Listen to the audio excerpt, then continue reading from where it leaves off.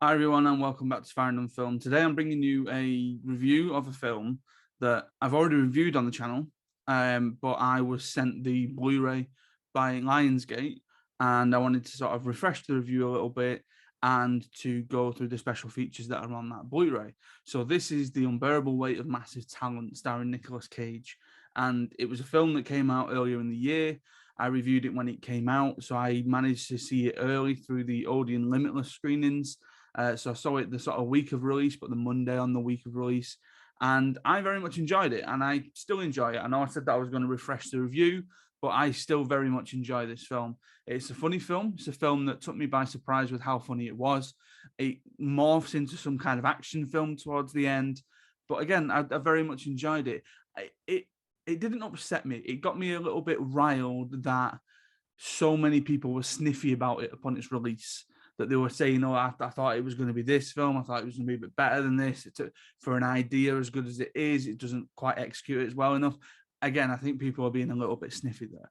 But I was very intrigued to go into the extra features because I thought surely with an idea such as this, so Nicolas Cage starring as himself in a film where he meets a fan who loves Nicolas Cage's films, it's very self-reflexive, it's very meta.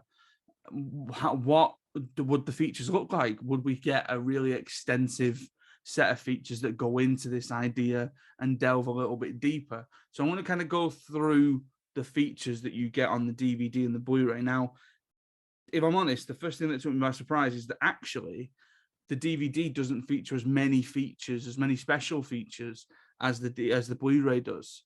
Now, I always assumed they were just a kind of carbon copy from one to the other. So the DVD features the commentaries, the deleted scenes, and the Q&A at South by Southwest Festival. And the Blu-ray features a lot more, and these are the ones that I'm going to go through now. So I'm going to start off with a featurette called The Mind. Now, The Mind was looking at the early days of this concept. So again, the thing that I was quite looking forward to. And once Nicolas Cage was on board, then finding the rest of the cast. And actually, it was the writer-director who needed to convince Nicolas Cage to do this film. And he wrote him a letter to try and convince him to do that. Again, with these featurettes, they tend to be quite small. I think gone are the days where you would get an hour-long featurette on a DVD disc. Now they tend to chop them up into different pieces and name them different things. So this is The Mind. Again, it's okay. The next one is Glimmers of a Bygone Cage. And this is references to Nicolas Cage's old films, performances that inspired certain elements of the film. I was disappointed to see and hear that there were a number of different deleted scenes that didn't make the film's end cut. And there's one in particular that I'm going to mention in just a little bit. I feel like what this film might end up doing is not have a director's cut. I think if it picks up enough traction, if it gets enough notice by people, it gets enough word of mouth from people, it might end up having a Nicolas Cage cut, because there are certain scenes, one in particular, where it's been taken from the film and Nicolas Cage thinks it should have been in the final piece, should have been in the final edit, and he very much believes that the film is a bit lesser because it doesn't have this scene in it. So the scene I'm referring to is a scene which includes and is based on German Expressionism. So if you've seen the film, you know that throughout it, there's a bit of a motif that Nicolas Cage keeps mentioning, that his favorite film is The Cabinet of Dr. Caligari. And he tries to get his daughter to watch it. When he meets Javi says that he enjoys it. So there's a point in the film quite late on where Nicolas Cage starts talking to him, his younger self, as he does throughout most of the film, Nikki, but they end up being transported into this strange German expressionist-esque scene. I'm going to come to that in a little bit when we mention the deleted scenes. But all through these features, people are mentioning this scene. People are mentioning, oh, we did this German expressionist shoot, and they built a set for it. Like they went to the effort of building a set and shooting the scene and coloring the scene only to take it out. We'll get to the scene in a little bit. But the Glimmers of a Bygone Cage feature just goes back to other films that he'd done. There's one called Everyone Needs a Javi, which again is very short, just about the character of Javi. Nick, Nikki, and Sergio, looking into scenes where Nick acts with himself. The idea of playing a younger version of himself was the key selling point for Cage. He wanted to go back and sort of revisit this idea of a younger self. And apparently in the script, it was always referred to as young Nick or young Nicholas, whereas Nicolas Cage decided, I'm going to call him Nicky. And then, you know, the youth kind of comes through in the name. This was bizarre. Cage is 5 and up. For whatever reason, a bunch of kids doing Nicolas Cage impressions. I didn't understand it. I didn't know why it was there. It wasn't like Nicolas Cage came out and said hi to them all at the end.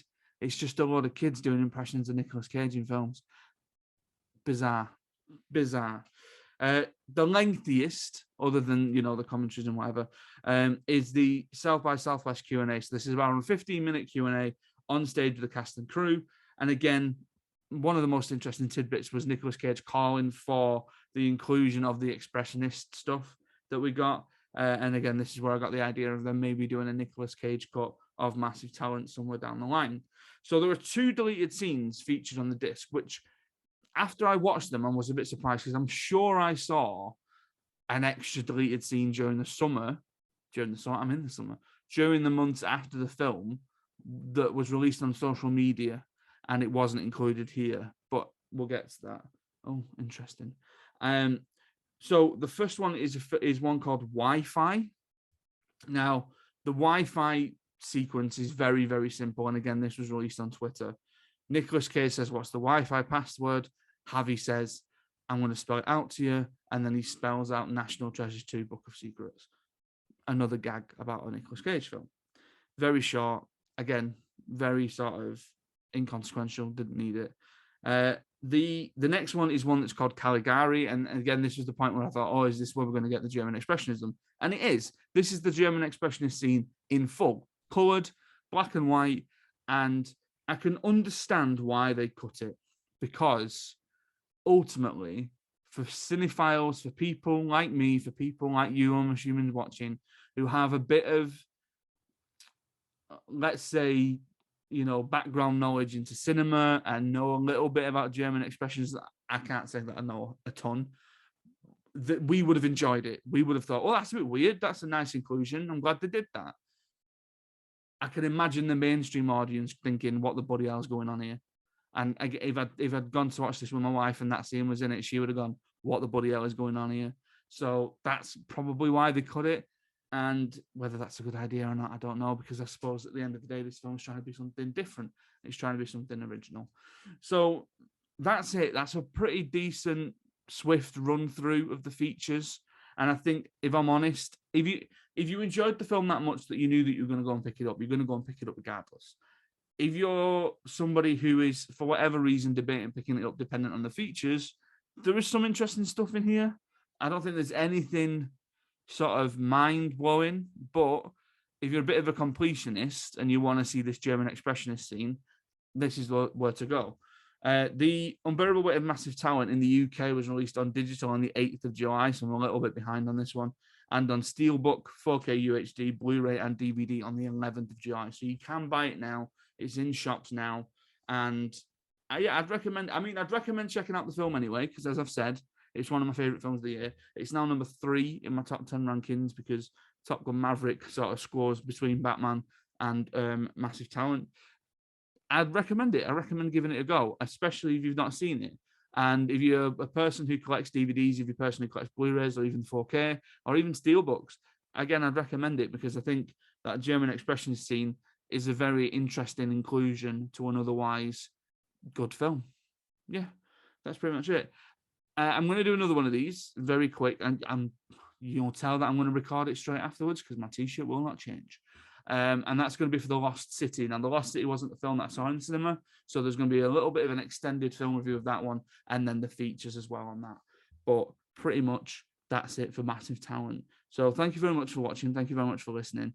If you want to help the podcast, you can go over to our sponsor, Offworld Tees, and use the code Farrand, that's FARRAND, for 15% off your order.